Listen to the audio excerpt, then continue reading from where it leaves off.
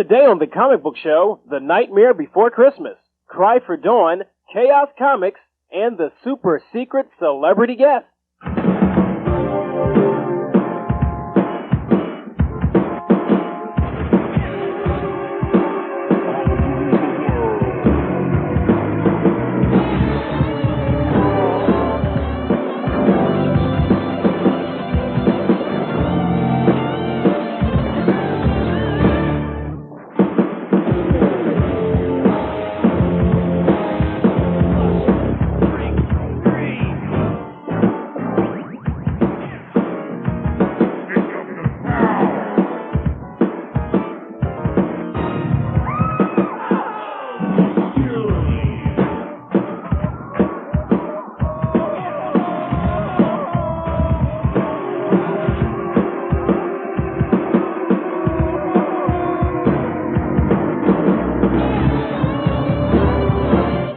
Welcome to the Comic Book Show, the coolest TV show about comics, your central authority for cartoons, comic books, and collectibles, and other stuff that doesn't begin with C. Welcome to the show. I'm your host, Tony. And I'm Nikki.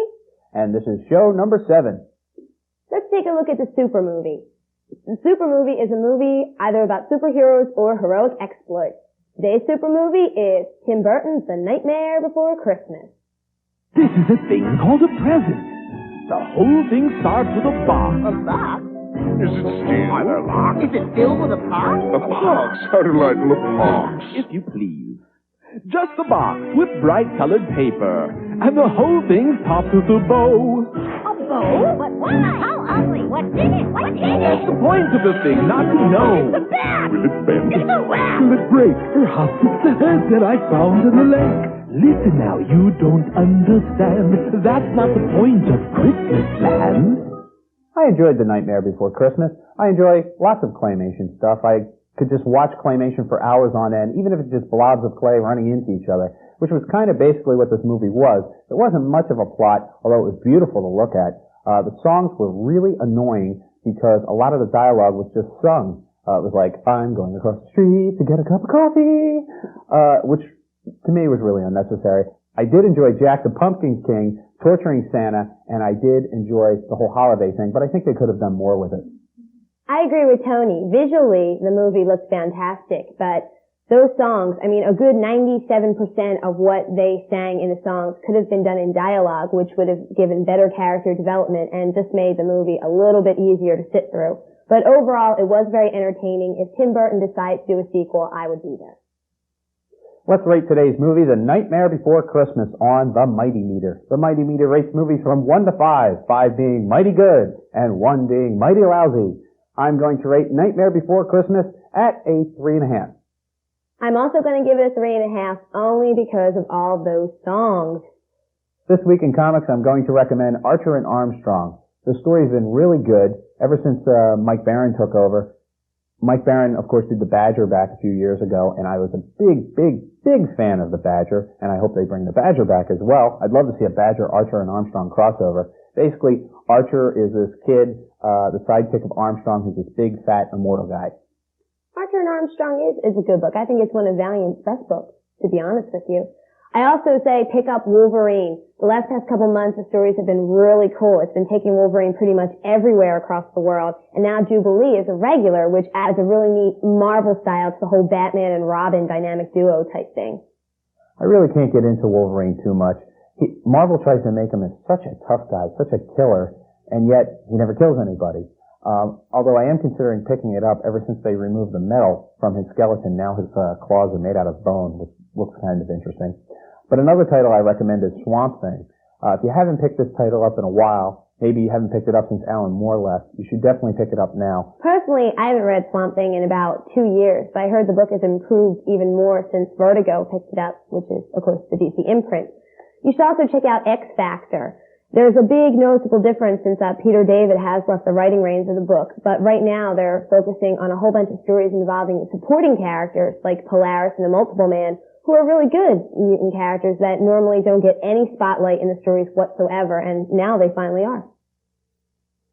I really can't stand any of the X titles. I think Marvel has way too many mutants running around. There's like 1 million mutants and no normal people.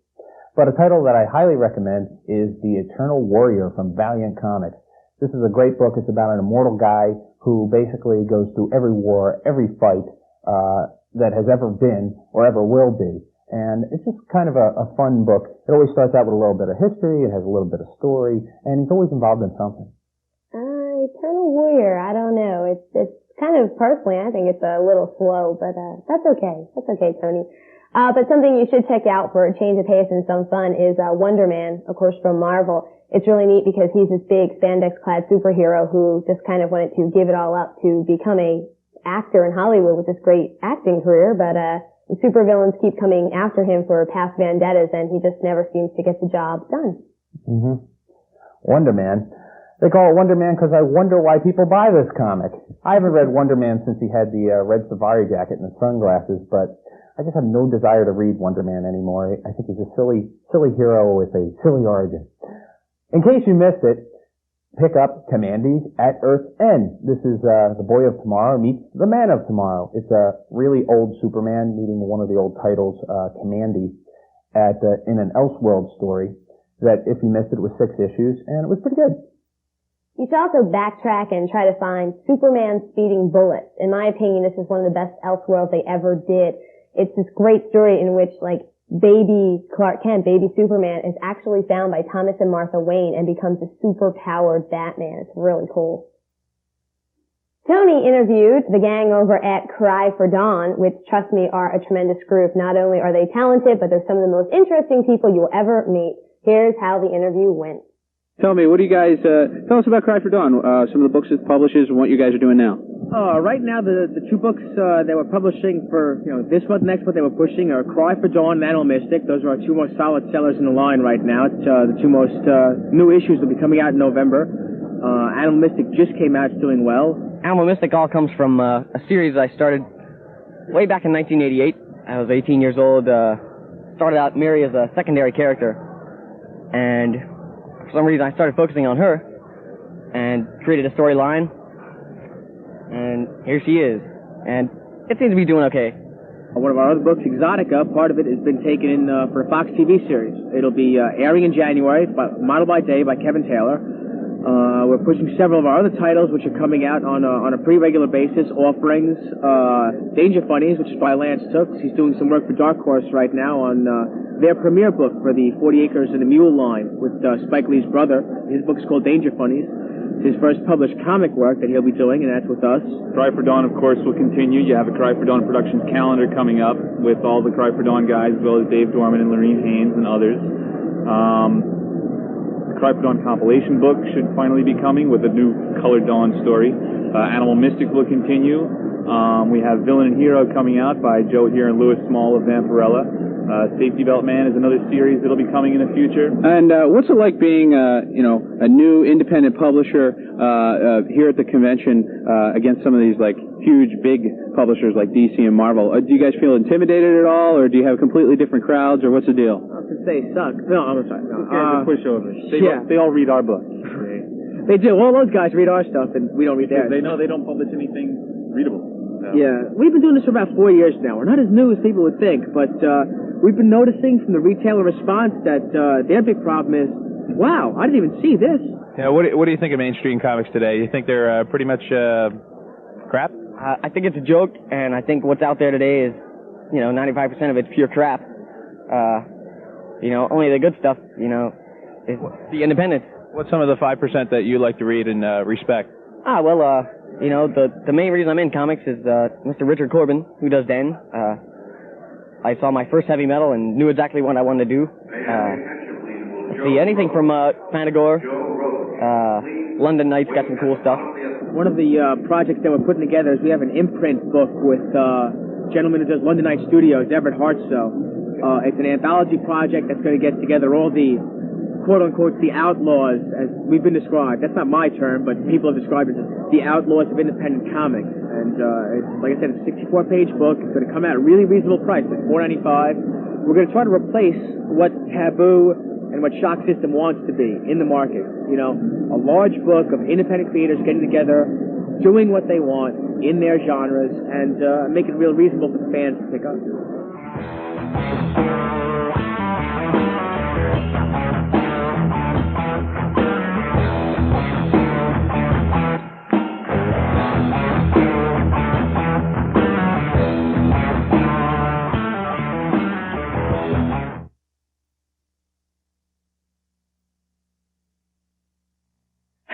where do you race? Golden Hobbies, the place to race on Ariel Road in Pine Hill. Radio-controlled cars and trucks is just the beginning. Indoor and outdoor tracks, radio-controlled cars and accessories, parts and servicing, weekly races, monthly and annual championships. Bring the family. Golden Hobbies is the place to race. Mention this ad and register to win a radio-controlled car. Have you called Bill Cole Enterprises yet? Have you? You have not? Well, you better call them, because they make Mylar Snugs and comic book preservation supplies. Bill Cole Enterprises. These are the same people that supply the Library of Congress and the National Archives. They don't mess around. They keep the Bill of Rights, the Constitution, the Declaration of Independence fresh. Think of what they could do for your comic books. And not just Mylar Snugs. No. Acid-free backing boards, boxes, Mylars for every age of comic book. Everything is color-coded, so you don't get confused. Blue for Silver and Golden Age, black for current comics, and even purple for magazines. And now they have Mylar Snugs for ash cans. Will you listen to me? Ash cans! Bill Cole Enterprises, available at your local comic book store, or send away for their free catalog of preservation supplies. It's free. You just have to write them a letter. Bill Cole Enterprises, P.O. Box 60, Department CD, Randolph, Massachusetts, 023680060. Or to place an order, call 617-986-2653. Bill Cole Enterprises. Ask for them. Ask for them. By name. DC. Incredible. Action. Astonishing. Adventure. The coolest heroes. The hottest heroines. And the most outrageous villains. Too tough for TV. In the universe. These ain't your daddy's comic books, fanboy. The DC Comics. Available at Marple Comics in Princeton and New Brunswick. Welcome back to the Comic Book Show. In industry news, DC Comics has announced that Mike Harlan, the former editor of Superman, will now be the executive editor of the entire DC universe. And over at Vertigo, their one-time head, Karen Berger, will now be the executive editor of that little sub-universe, which involves all kinds of previous DC characters like Animal Man, Swamp Thing, and John Constantine of Hellblazer, as well as Neil Gaiman's characters like Sandman and Death. And Marvel Comics are looking for a few good men to fill old Knucklehead's shoes. That's right, they're looking for people to play Wolverine in their character appearance program. Applicants must be 5'7" to 5'9", weigh 160 to 180 pounds, and be pretty well built, agile, and good working with children. If you are interested in taking a shot at this, what you have to do is write, they ask no phone calls please, Marvel Comics, Marvel Entertainment Group, 387 Park Avenue South, New York, 10016. And hurry because the deadline is probably approaching.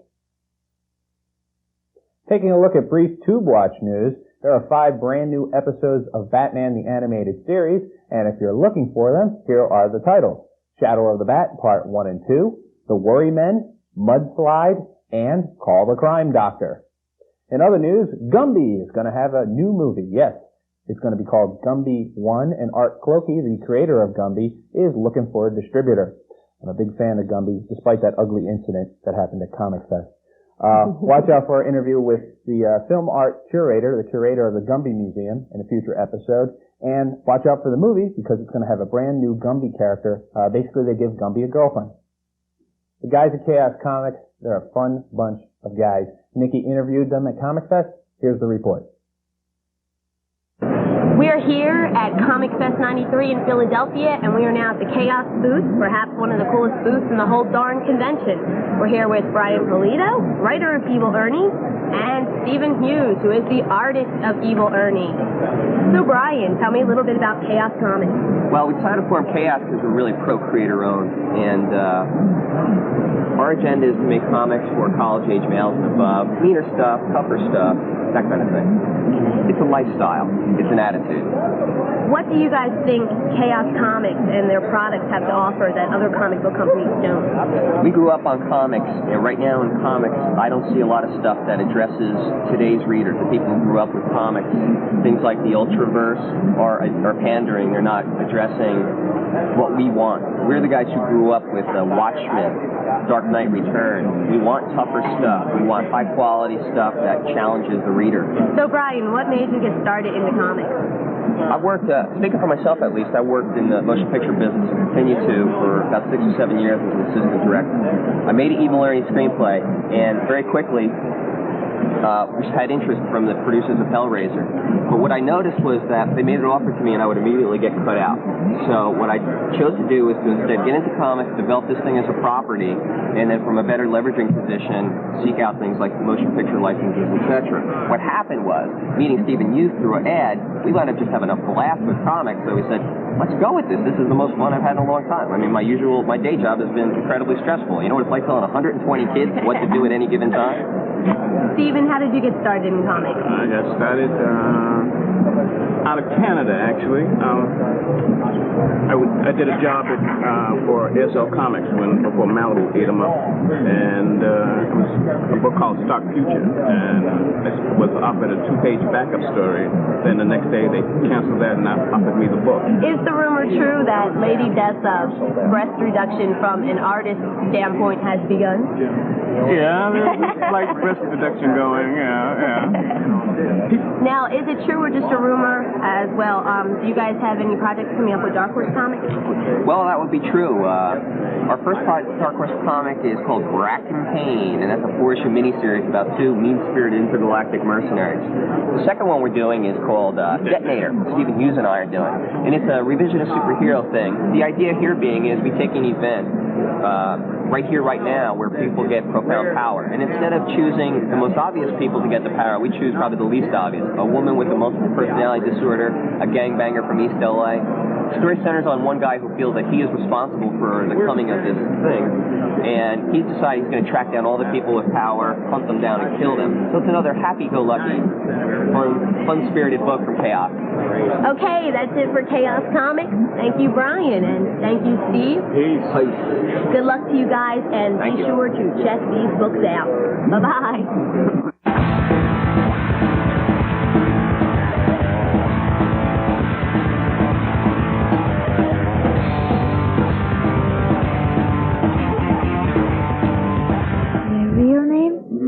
Norma Jean.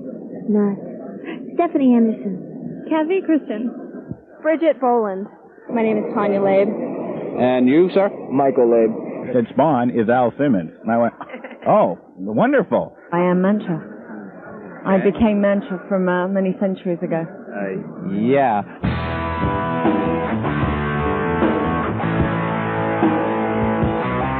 And how'd you get this job?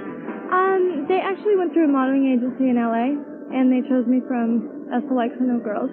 We just fell into it, basically, really. And how I got into it, actually, Todd was my college roommate. They searched high and low, and they found me in Los Angeles. I was kind of the only one who would fit the costume. I didn't get this job. I am Mancha. Have you ever actually met Adam West? Yes, I have. Quite a few times, in fact. He does know me by name. The costume is simply great. Who made this? A lady named Kyra from my hometown, which is in Richland, Washington. I have contacts in the movie industry. Do you guys collect comic books? No, actually, I didn't even realize it. Nope. No. Yes, we do. Is Wildcat your favorite comic of all time? It's one of the favorite comics, yes. Do you actually read Vampirella comics? No. You have no idea what your character is. You don't know if you shoot rays out of your eyes or what, right? Actually, I've come to know her. No, I'm not a big comic fan, but I could see how people would like comics. I'm just not. Do you like Gumby? Gumby, yeah, I do like Gumby, and I'm pretty upset because I wanted to buy a Gumby keychain, and they ran out. That's a shame. Gumby can't even get one of his own keychains. Well, see, I woke up this way this morning. I had a really bad day. You ever had days like that? But actually, though, this is more of a concept piece. That's violet hue, you know. The purple hair makes me so debonair. So, do you prefer the Julie Newmar Catwoman to Michelle Pfeiffer Catwoman? Well... Do you guys collect cards? No. Do you think Vampirella's a tramp? Any other comic book people, would you recognize them if, like, say, I don't know, Stan Lee walked up to you? No, probably not. Don't you know what I am? I'm a man. This body is just a facade. I am actually a man. So... Can we get a shot of her facade, his facade? Okay, good. My mind is a man. I think like a man. I act like a man. It's just my outside that's a woman. It's quite a problem, really. Really? You want to go watch a football game with me later? Hi from the Comic Fest, and the Comic Book Show will be right back. For the best selection in mainstream and independent comics, visit the Comic Collection on Bustleton Avenue and Street Road in Feasterville. We have the largest backstock variety in the area, reliable subscription service, used and new compact discs, and a full range of comic-related merchandise. Our courteous staff is available to answer all of your questions. Mention this Comic Book Show ad, and first-time customers receive a free issue of Legends of the Dark Knight. That's the Comic Collection in Feasterville for the serious comic book collector. Hey, where do you race? Golden Hobbies, the place to race on Ariel Road in Pine Hill. Radio-controlled cars and trucks is just the beginning. Indoor and outdoor tracks, radio-controlled cars and accessories, parts and servicing, weekly races, monthly and annual championships. Bring the family. Golden Hobbies is the place to race. Mention this ad and register to win a radio-controlled car. DC. Incredible. Action. Astonishing. Adventure. The coolest heroes. The hottest heroines. And the most outrageous villains. Too tough for TV. In the universe. These ain't your daddy's comic books, fanboy. DC Comics. Available at Marvel Comics in Princeton and New Brunswick. So all these guys running around in spandex, except the one guy who needs clothing that stretches, the Incredible Hulk. I don't understand why. Tony, look, you really don't have to walk me to the train. It's okay, it's only 12 bucks. If he would just wear clothing that stretches. What was that? Hey, you okay? Thank the seven suns you found me. I am Eon, the green beacon of this galaxy sector. I have sacrificed myself in battle to save your primitive yet often invaded planet from a race of evil space decorators who attacked only moments ago. Why? They said the blue clashed with the rest of the planet. No, he meant why did you save us? There's no time. Take my ring. Its powers are only for those of the pure of heart and righteous of mind.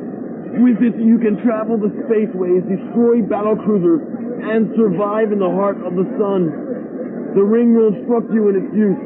You must learn the way of the green beacons if you are to defeat the decorators when they return with the rest of their fleet. Go! Wow, he's like dead. I guess we should have called 911 during that long soliloquy. No, he's disintegrating into a blob of protoplasm. Let's go.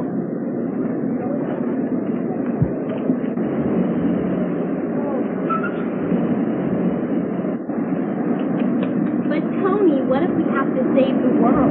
We won't need some stupid ring. Get some comics.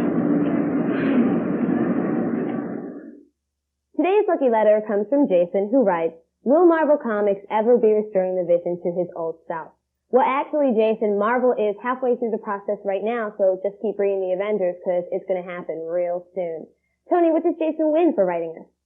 Jason wins a signed gold copy of Wild Star #1.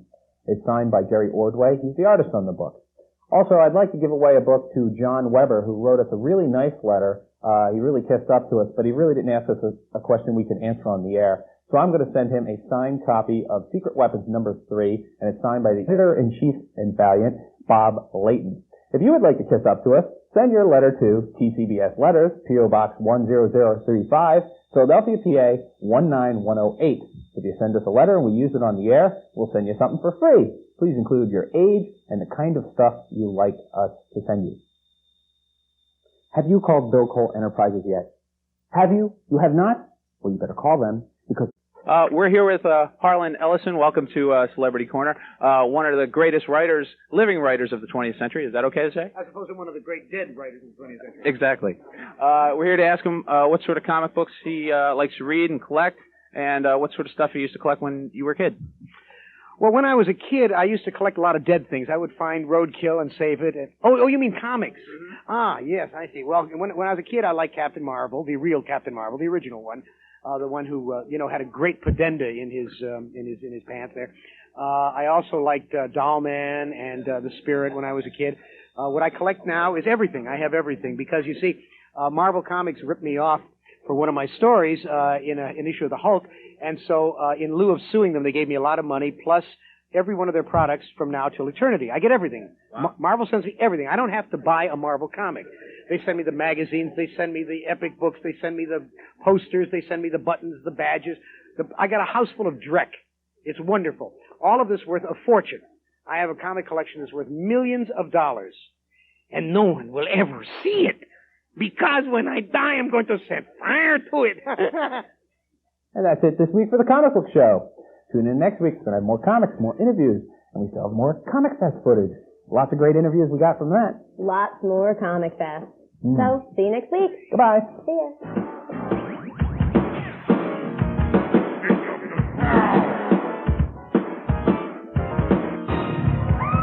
Bill Cole Enterprises is the exclusive supplier of comic book preservation supplies to the Comic Book Show. Ask for their products by name. And remember, when you go to your local comic store, say you saw it on the Comic Book Show.